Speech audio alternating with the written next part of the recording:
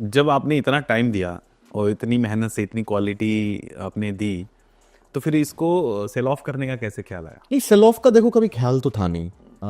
इतना मैंने इस बारे में नहीं सोचा था कि मैं सेल ऑफ कर दूंगा। लेकिन जिस साल कोविड हुआ था, आई थिंक 2020 के फेब में मेरे पास ऑफर आया कि आप बेचना चाहते हो कि नहीं, और ये अमेरिकन कंपनी से आया। ओके। तो पहले तो मुझे लगा कि यार ये कौन सी अमेरिकन कंपनी है जो भारत में ऐसा खरीदना चाह रही है, क्योंकि ऐसी कोई डील इंडिया में नहीं हुई थी। इंडिया में जो भी डील्स हुई थी वो इंडिया के अंदर की कंपनीज के अराउंड हुई थी, है कि नहीं। बट बाहर की कंपनी इंडिया के एसेट्स एक्वायर करना, ये मेरे रिसर्च के अनुसार ऐसी डील नहीं हुई थी। तो फिर उन्होंने एक ऑफर दिया कि मैंने कहा नहीं, मैं तो बेचना भी नहीं चाहता इसको, आप छोड़िए। मैंने कहा चलो, तो वो अपना आगे नहीं बढ़ी बात। लेकिन फिर उसके बाद जब कोविड आ गया, जब लॉकडाउन हो गया, तो फिर एक और बार बात शुरू हुई। ओके। और तब मैंने इसको सीरियसली एक्सप्लोर करना शुरू किया कि यार ये करना चाहिए कि नहीं, इसके क्या फायदे हैं, इसके क्या नुकसान है। और यार देखो, 10 साल हो भी गए थे, because I was a solo founder, मैं अकेले कर रहा था। क्योंकि देखो, कोई भी कंपनी आप खड़ी करते हो, इतनी बड़ी टीम है, बहुत बड़ी रिस्पॉन्सिबिलिटी होती है, नंबर वन। दूसरी बात है कि अकेले में ना काफ़ी इमोशनल रोलर कोस्टर भी होता है। को फाउंडर जब होता है, 2-3 लोग जो आपके कॉम्प्लीमेंट्री स्किल वाले होते हैं, तो आप उनसे अपनी मन की बात शेयर कर सकते हो। तो मेरे लिए थोड़ा सा मुश्किल था, so it was an emotional roller coaster as well, which is what happens for every solo founder. तो 10 साल हो भी गए थे, तो वो भी एक फैक्टर था कि यार देखते हैं क्या निकलते आता है। तो फिर बातचीत शुरू हुई, काफ़ी लंबी चली, और जो सेल का प्रोसेस भी 6 महीने था, and it was like a very hectic process overall.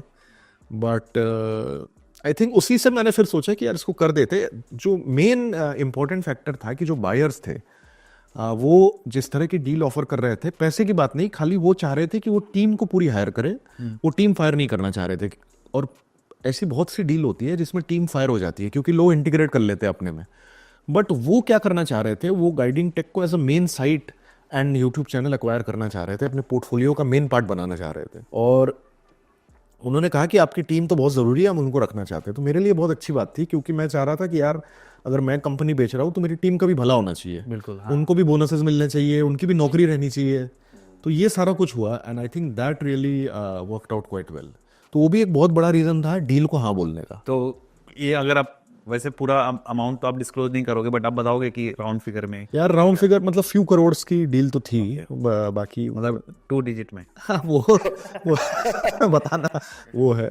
But मतलब it was a few crore deal. और इंटरेस्टिंग है ना सर कि एक ब्लॉग से, जैसे आप कॉल सेंटर से निकले, आपने ब्लॉग क्रिएट करा, फिर उसको सीरियसली लेके आपने एक मीडिया कंपनी बनाई है, एंड फिर उसको आपने बाद में सेल करा। और मुझे इंटेंशनली नहीं था हाँ, सेल करने का। और मुझे लग रहा है मैं बेच पाया क्योंकि मैंने अपने आप को सेपरेट किया बिजनेस से, और मैंने अपने ईगो को नीचे रखा। क्योंकि कई सारे मेरे दोस्त उस समय क्या थे, उस समय वो लोग ना अपना फेस कभी हटाते नहीं थे। वो लोग जैसे यूट्यूब चैनल है तो वो लोग हमेशा अपना फेस रखते थे। ठीक है, तो जब आपकी कंपनी आपके फेस के ऊपर अगर डिपेंडेंट हो गई तो आप उसे बेच नहीं बेच नहीं सकते हो। बेच नहीं सकते। हालांकि अगर तुम पूछो कि आज के ज़माने में क्या करना चाहिए, अगर आप स्टार्ट कर रहे हो, तो देन आई वुड एडवाइस कि आज के ज़माने में आप अपना फेस रखो, क्योंकि आज के ज़माने में पर्सनल ब्रांडिंग ज़्यादा ज़रूरी हो गई है।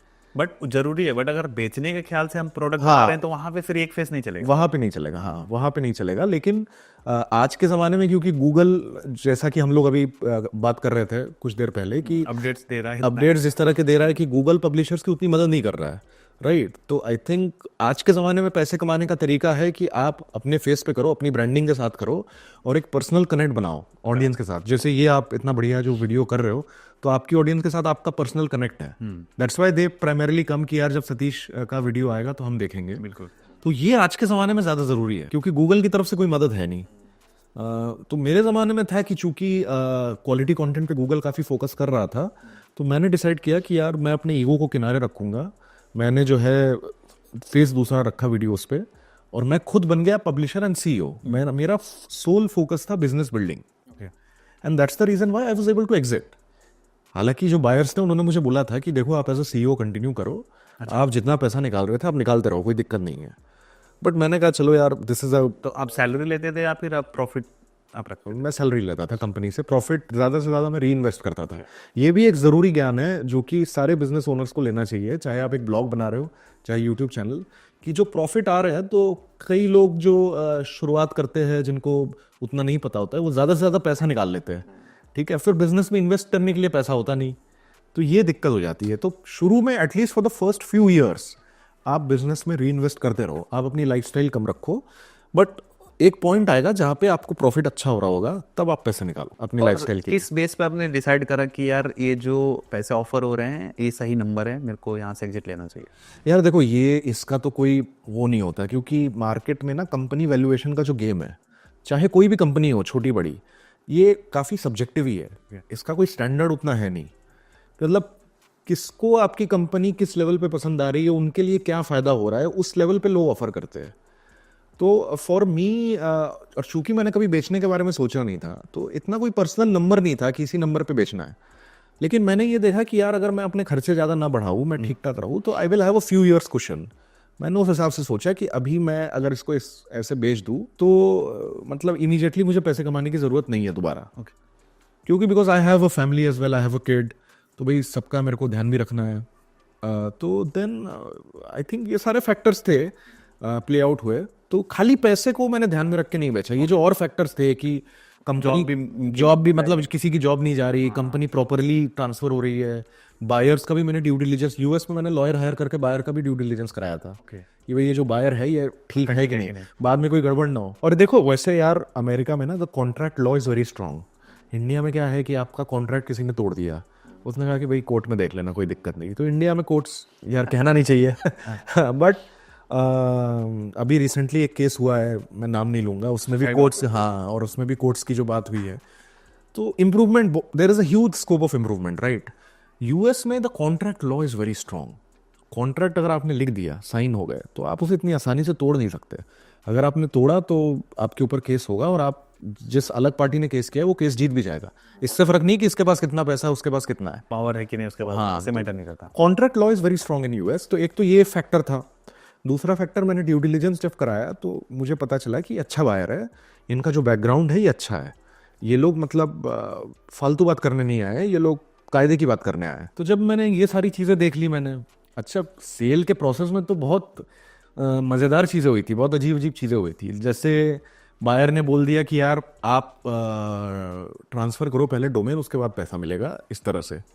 तभी कोई एस्क्रो अकाउंट वगैरह नहीं, एस्क्रो का भी वही खेल हुआ कि एस्क्रो, मेरा जो बैंक था वो बैंक ने मना कर दिया। उसने कहा कि ये हमको चाहिए कि जो पैसा आए अकाउंट में आपके, वो बायर के नाम से आए, मतलब बायर का नाम दिखना चाहिए वायर ट्रांसफ़र पे। अगर एस्क्रो अकाउंट से आएगा तो बायर का नाम कैसे होगा, है कि नहीं। तो बैंक नहीं माना। हालांकि escrow was the right way to have this deal, right, but ये हुआ नहीं, बैंक नहीं माना। बैंक मान भी गया था, लेकिन मैं रिस्क नहीं लेना चाह रहा था, क्योंकि ऐसे मैंने बहुत केस सुने थे जहां पे बैंक ने लास्ट मोमेंट पे पैसा फंसा दिया।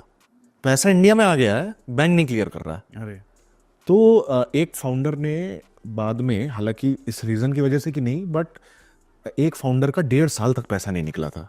उसकी कंपनी बिक गई, उसका 1.5 साल तक पैसा नहीं निकला, उसने सुसाइड कर लिया। मतलब ये भी मैंने ऐसे केस सुने थे।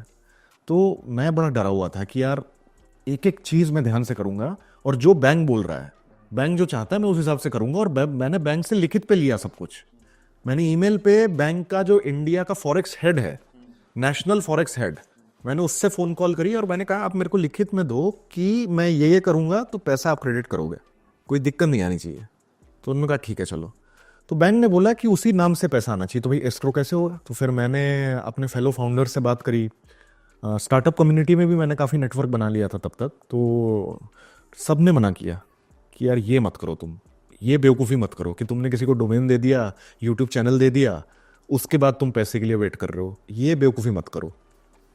और मैं कश्मकश में, बायर ने क्लियर कर दिया कि अगर मतलब उसके अलावा तो देखो डील नहीं हो सकती, क्योंकि हमारे भी इन्वेस्टर है और वो भी रिस्क नहीं ले वो भी रिस्क नहीं ले सकते, हमको भी पहले एसेट चाहिए, पैसा आपको मिलेगा ही क्योंकि कॉन्ट्रैक्ट है। तो उसके बाद मैंने फिर रिसर्च करी कि यूएस में कॉन्ट्रैक्ट लॉ कितना स्ट्रांग है, मैंने वहाँ पे ड्यू डिलीजेंस कराया।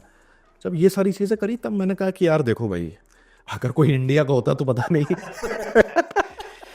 बट भाई जो है, जहाँ पे बिजनेस ज़्यादा एथिकली होता है, यूएस में, यूरोप में, एशिया से ज़्यादा एथिकली बिजनेस होता है। खाली इंडिया नहीं, इंडिया एशिया में ओवरऑल, इंडिया, बांग्लादेश, श्रीलंका, हर जगह पे अपने इधर थोड़ा झोल है। यूएस, यूरोप में करप्शन कम है, तो वहाँ पे एथिक्स ज़्यादा ऊपर लोग रखते हैं। तो मैंने कहा कि करते हैं यार, कोई नहीं। तो मैंने डोमेन ट्रांसफ़र कर लिया, गाइडिंग टेक उनके पास चला गया, एम्प्लॉयज़ ने कॉन्ट्रैक्ट साइन कर दिया उनके साथ, ये हो गया। अब यूट्यूब ट्रांसफर की बारी आई।